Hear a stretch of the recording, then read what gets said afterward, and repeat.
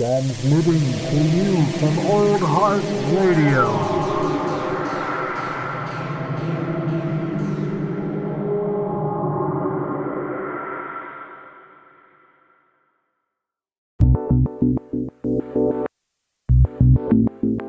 Five, four, three, two, one, zero. All engine running. Liftoff. We have a liftoff. Another episode of Local Yokelz. Oh, back in Yokelz. back at it again here in Olympia, Washington. Yeah, this is just literally episode 2, and I woke up this morning and literally had no idea what I was going to do with this show. Like, I wanted to do something, right? And I know one thing that this show's doing. jamming. Dude, This is a good the fucking drum. beat. Yeah. In the vein of being, a locally based podcast about wherever you're at, I woke up this morning, like I said, I had no idea what I was going to talk about. Yeah. And then the first thing that popped up in my newsfeed was the today's the day. Well, actually, second thing that popped up in my newsfeed. First thing was about the Area 51 raid tomorrow. Amen. The second thing was about the student-led, the youth-led climate strikes that were happening today. Amen. Today is September 20th. That's at least the date of this recording. And if you can't tell, I'm your host, Jared. I'm sitting down here with my co-host, Lucas. Hello. We're, the Old Heart Radio co-hosts of many different shows. We're just getting off recording a matinee edition. Go check that out. Not like getting off, but like God damn we're it. getting them off the ground. God. I had to do it. Oh, you son of a bitch. Either way, I feel like both of us kind of can like understand the importance of not just like the state of like our Earth's climate, the state of our planet's environment, but we can probably understand the importance of youth being involved in the next steps of how we progress. Oh yeah, totally. And so it was really cool to see like something happening in town here. Yeah. Because it started in Sydney, it started in Australia this morning, and sort of as like it's going around. It's a global thing. Fantastic. So as people are waking up, for the day, like the more countries are participating. That's awesome. There's people striking in Kenya. There's Great. people striking in London. Although I remember hearing about in London they were asked to politely disperse by 3:30. Shit. It's like such a fucking English thing to do. Polite. Everyone, tea is at 3:30. Tea is at 3:30. As long as everyone must disperse as to not disturb the Queen. It's so fucking true though. And then obviously here in the States, the young activist who kind of like was like leading the charge on this. Yeah. Her name's Greta Thunberg. Yeah, she's from the Norwegian. Yeah. nations. I think it was the Netherlands. I can't remember off the top of my head, but she just recently, in time for the UN's sort of meeting on climate change, she took a voyage across the Atlantic Ocean without using fossil fuels. So they sailed.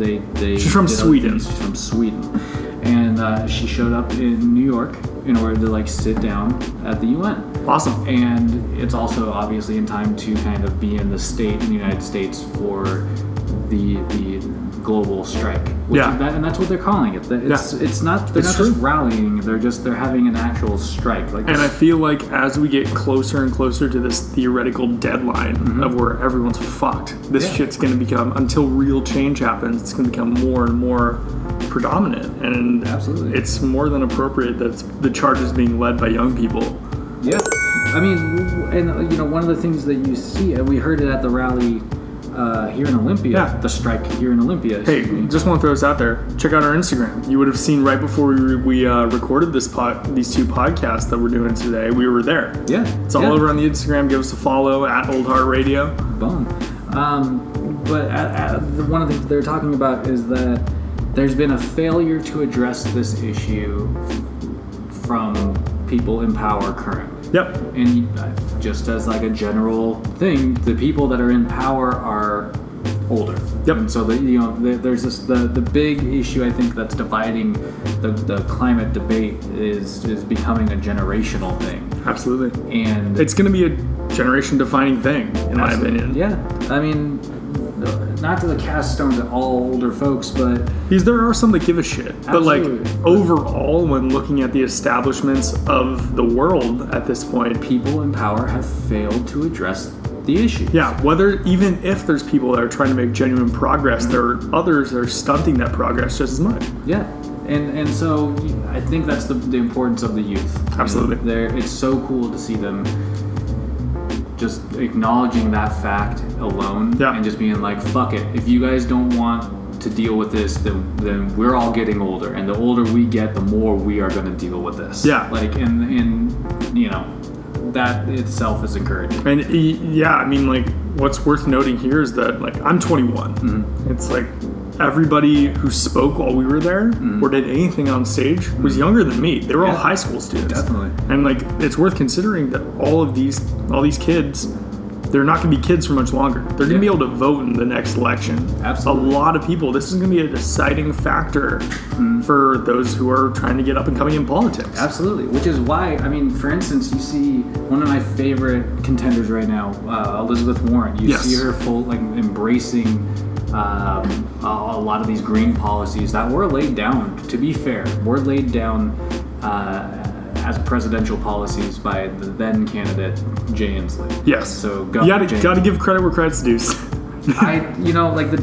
dude is very much like, he's very obviously politically motivated, but he's also, I mean, he's using the green thing as like a way of... It's his stepping stone. Yeah, it's a stepping stone. He's politically motivated, but he's still very obviously from the Pacific Northwest. Definitely. And that's one of the things I'm proud of about like our state itself, and particularly our town here. We for as small as it is, and as as insignificant as it seems sometimes, we strive to be better. It's a community that really does give a shit, whether it's because of social issues or a handful of different things, but I mean, especially in this case. Yeah. Look, there's a fuck ton of people on those Capitol steps. It was impressive. It was an impressive turnout for a bunch of students that were probably right before this in school, man. It's a Friday. Yeah. They were and started at 11. They were halfway through their school day. Yeah.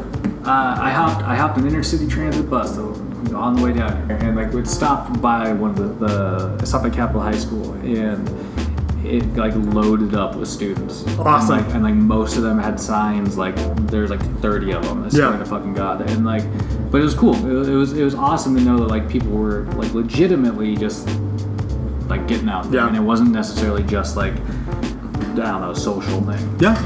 I saw something that was in order for legitimate change to occur in this sort of stuff we're dealing with, the mobilization of people has to be akin to what happened in World War I and World War II.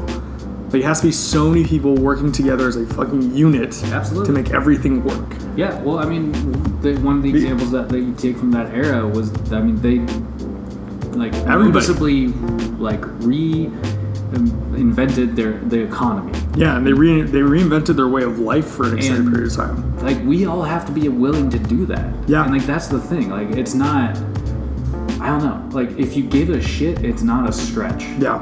It's not. And that's what back in during World War II, that's what happened. They knew that for the greater good, there was something that had to be done. Yeah. I don't know why that's such a hard thing for people to accept nowadays. You know what I mean? Yeah, I think it's because it's an invisible enemy. Yeah, exactly. You know I think it's because you can't put a face on it. It's more of a mirror. Yeah. So, and actually, I want to point people to listen to something that I listened to a while back. Episode 60 of the David Chang Show. Oh. The dude, David Chang, I love the guy. He's a chef, but his podcast is just similar to ours in the sense that he just has people talking about stuff that they give a shit about. Nice. So it's not always about food. So episode 60, Combating the Climate Catastrophe with David Wallace Wells. That episode's fucking great, and the dude wrote an awesome book that I ended up listening to called An Uninhabitable Planet, or something like that.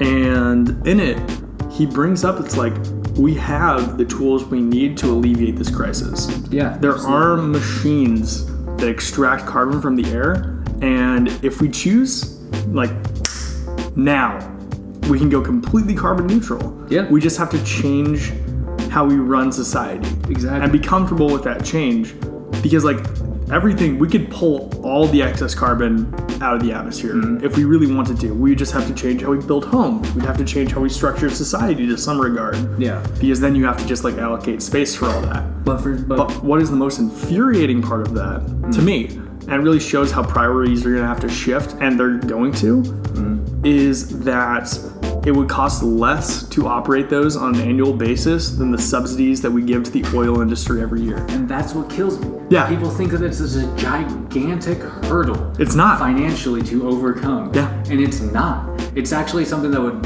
in the long run be cheaper for us to operate, be cheaper for us to build and to maintain. And we would be paying less for the product. And in that case, we could make a slow transition away from fossil fuels. Yeah. It's like that we would be covered for an extended period of time, and it's just an interesting thing to think of. Yeah, but the problem is that the pockets are lined with so much fossil fuel money that it's bled, it's in our fucking veins. Yeah, you know what I mean? I mean that's why I say like it's a change in priorities that's going to be necessary to happen very soon. Yeah, I mean, and like just like for what it's worth, Old Heart Radio here seems on board. Yeah, but I mean, like also let's be real, it's called Old Heart Radio because you are mentally an old man, but you're not that, like neither of us are that old of people. No, like, I mean I'm fucking 30.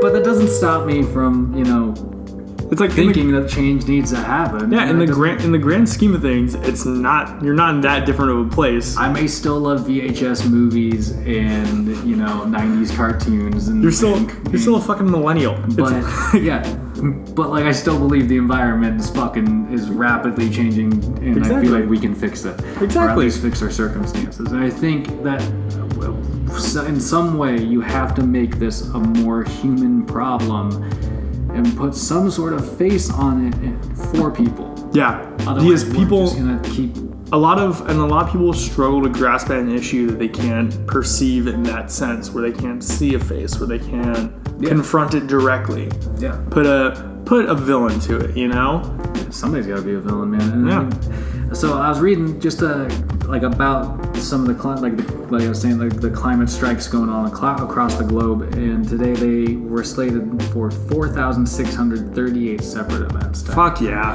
That's millions of people coming together to be out there. Our small little town had a shit ton of people out there. I can only imagine, and even a place like Seattle. Oh yeah, like there's probably a ton of people out. Some of the photos, the aerial photos from New York. Obnoxious. Lining middle of Manhattan's gonna be shut down. Definitely. And that's what I mean. Like that's this is all taking place across 139 countries. Yeah. Like that's fucking great.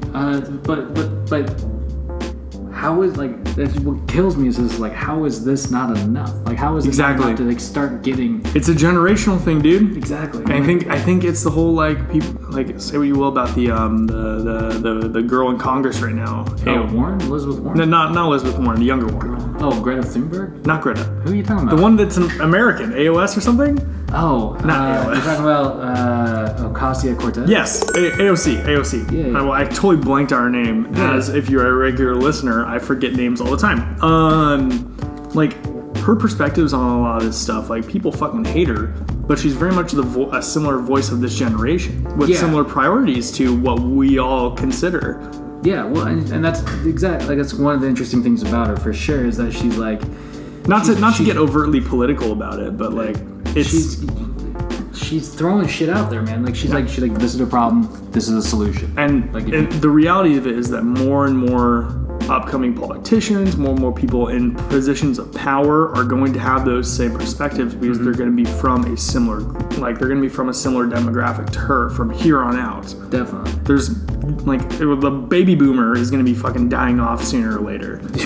I told you it's funny, but it's I saw an article that was should a millennial ever be president? And I was well, yeah, I mean, theoretically it would eventually have to happen.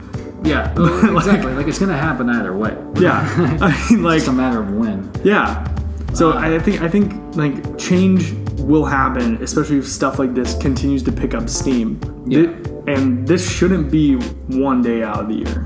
it's gonna hit a point where this is gonna, if shit doesn't happen, this will have to be like every fucking day. We are all just like Greta.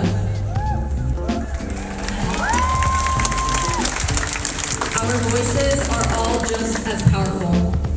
We are here on the Capitol steps, and you bet politicians are listening. We have local politicians striking with us, including 3 Olympia City Council members, Nathaniel Jones,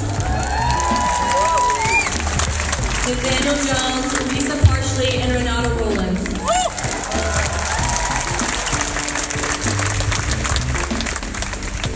Also with us is Representative Beth Doblio.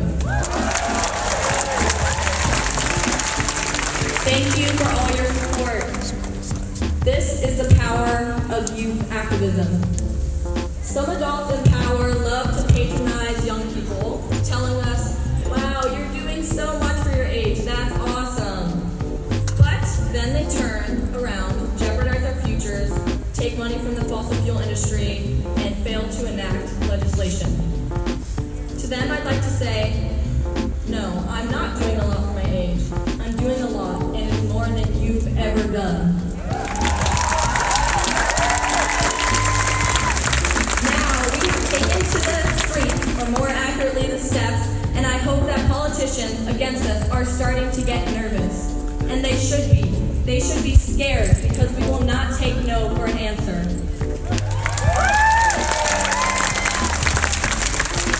If any of you were told by anyone prior to this event that striking won't help and nothing will change, tell them to look back into history. In the late 60s, young people took to the streets and protested the Vietnam War and brought it to an end. In 1963, thousands marched on Washington to demand equal rights.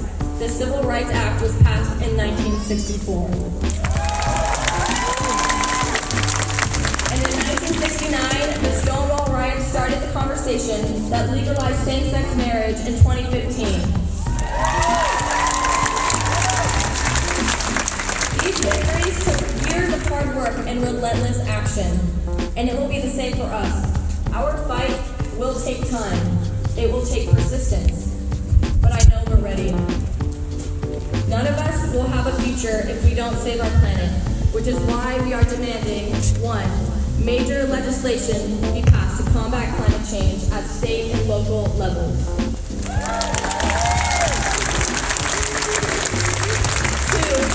adopt practices to shift our country to 100% clean, renewable, and net zero emission energy sources through a fair and just transition for all communities and workers.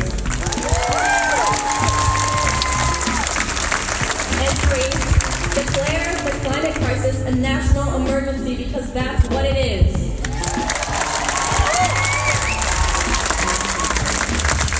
We will continue to demand these, and if adults won't listen, trust me, I'm prepared to yell louder.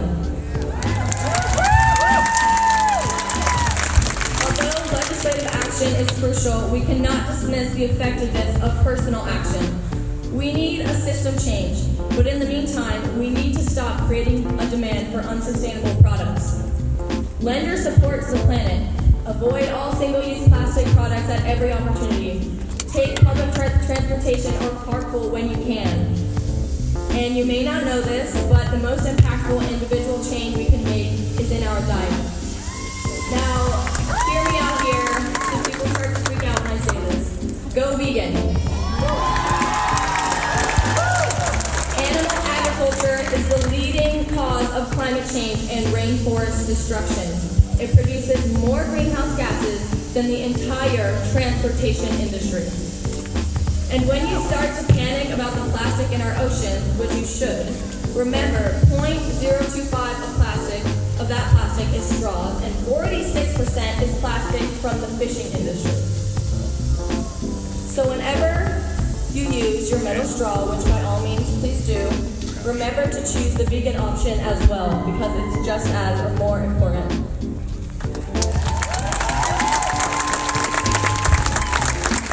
We need to reduce the demand for animal products, and it starts with you.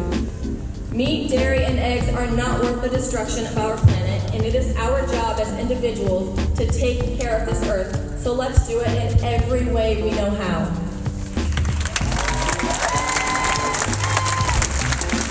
We are all so incredibly lucky to be in this beautiful state today. The national parks, pristine wilderness, and all of the beautiful wildlife are loved by all. So think about someone you love. I think of my 2 little brothers and my little sister.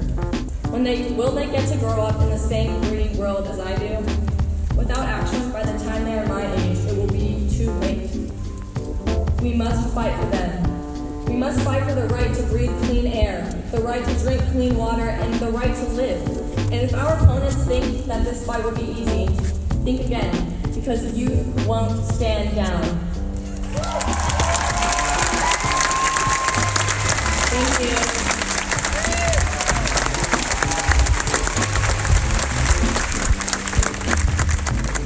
That's one of the takeaways from the Olympia strike here that was on the Capitol steps that I had was the first speaker. I don't even remember her name. It looks like somebody just looked like a student. Yep, and, I didn't catch her name. I'm pretty sure she was from Oli though. But she said that this isn't the loudest that she's willing to be. Yeah. Like, she's willing to be louder. She's willing to get louder. Yeah. She's willing to yell louder. And that's the thing, man. Like, we will be louder. We have to be louder as people younger than I. They have more longevity. Yeah. You know what I mean? So it will fucking happen. I mean, yeah. And I think she actually, one of the best analogies I've heard in a long time about this, which can really hit home for a lot of people, was that she was talking about how she had younger siblings, that by the time they're her age, if we continue at this trend, they're fucked. Yeah. Which is insane to think about. It's crazy because she looked like she was like 17. That's nuts to me. Yeah. But so, I mean, like I said, I woke up this morning and didn't have any idea what to do about this show. Yeah. But I'm glad that we went to that rally just to see the turnout that showed up, just to see that there is hope for the future. Yeah. A little bit. And there is there. Everybody's out there trying to better the society we live in and help our world because, I mean, like, what else we fucking got? Yeah. I mean... You might as fucking well. Yeah. Try to better the world around you. Right? Who wants to be living in the game Fallout? I don't. Sooner rather than later, like, WALL-E will no longer be like a fictional movie. It'll just have been a prediction. We'll be of the fucking future. fat asses and recliners in a spaceship. That is my nightmare for the human race. Yeah, me too, dude. Oh my god. Great movie. But either way, I just, I appreciate that people got out there. I appreciate that we stopped by, and I appreciate that, people younger and greater than I are willing to put their voices on the line. Amen. And so, I tip my hat to that. I'm proud of my local Olympians. And, I think we just gotta say, this has been another fucking episode of Local Yokelz. Keep on yoking. As Joe Dirt once said, keep on keeping on. Keep on keeping on. This has been episode 2. And hopefully, I promise, I go listen to this Ramtha Coffee and Contemplation we posted up. Yep. I'm going to try to get Jay-Z night on this show for you folks. I hope so. I really do. Good night, dear listeners.